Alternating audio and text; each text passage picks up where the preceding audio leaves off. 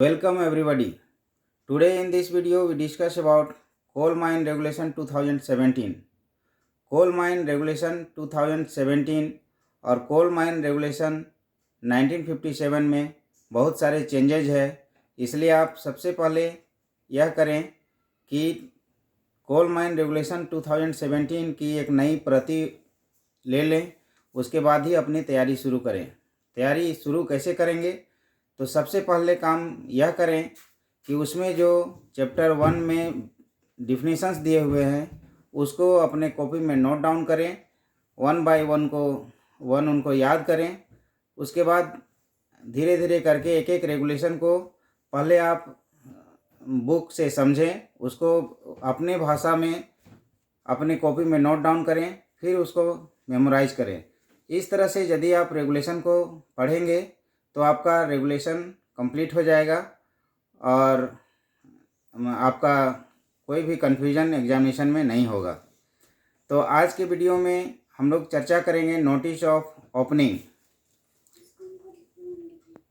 Mines act के section 16 के तहत जब कोई माइंस ओपन किया जाता है, कोई माइंस ओपन करने के लिए सोचा जाता है, तो उस कंडीशन में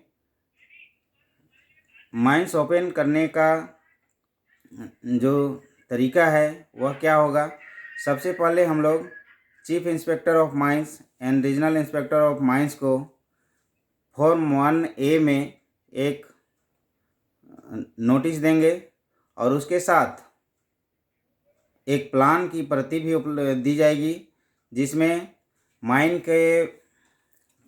का बाउंड्री का जिक्र होगा, माइन का शाफ्ट और ओपनिंग उसके बारे में जिक्र होगा, ट्राई जंक्शन और रेवेन्यू पिलर के बारे में चर्चा होगी, और उसके बाद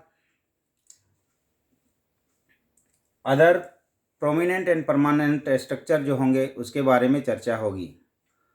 उसके बाद क्या है कि यदि माइन के बाउंड्री में चेंज होता है, रेगुलेशन नंबर 121 और 122 के तहत जब किसी माइन के बाउंड्री में बदलाव आता है तो उसके 7 दिन के अंदर चीफ इंस्पेक्टर ऑफ माइंस और रीजनल इंस्पेक्टर ऑफ माइंस को इसकी सूचना देनी होगी। उसके बाद और क्या करेंगे? उसके बाद नेक्स्ट पॉइंट है कि जब आप सूचना दे देंगे, उसके बाद नेक्स्ट पॉइंट है कि ये एक प्लान तो आप जब स्टार्ट करेंगे उसी समय देंगे। दूसरा काम यह करेंगे कि सेफ्टी मैनेजमेंट प्लान और सरफेस प्लान भी इसके साथ में देना होगा। उसके बाद नेक्स्ट पॉइंट क्या होगा? When a mine has been opened, जब कोई माइन खुल जाता है तो उसके बाद फोर्थविथ इंफॉर्मेशन देना है to CIM, RIM and DM. Forthwith information यानी कि तुरंत इंफॉर्मेशन देना होगा chief inspector of mines, regional inspector of mines and district magistrate को। आइए इसको थोड़ा समझ लें।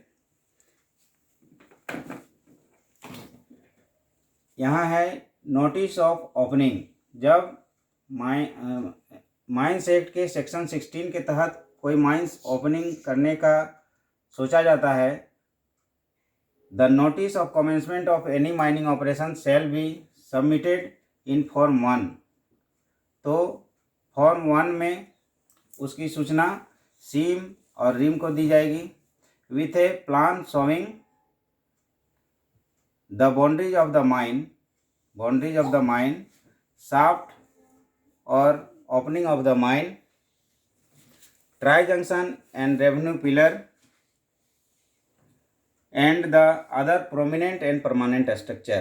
प्रोमिनेंट का अर्थ होता है प्रमुख और परमानेंट का अर्थ होता है अस्थाई। प्रोमिनेंट और परमानेंट स्ट्रक्चर जो भी होंगे उसकी जानकारी दी जाएगी।